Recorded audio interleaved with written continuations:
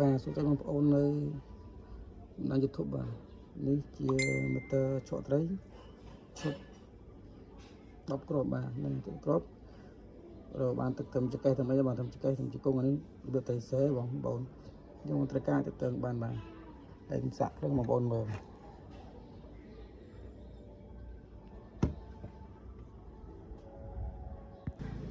បាទសាក់គ្រឿងបងប្អូនមើលចំនួនភ្លើងបង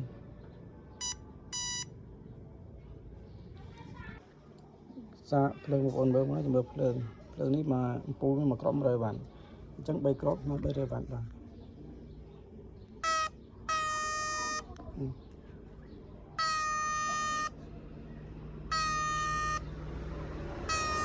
ខ្លាំងបងខ្លាំង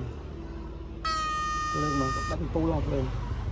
អញ្ចឹងបងប្អូនត្រូវការឲ្យទៅបានខ្ញុំដាក់លេខទូរស័ព្ទនៅខាងក្រោមហ្នឹងបងណា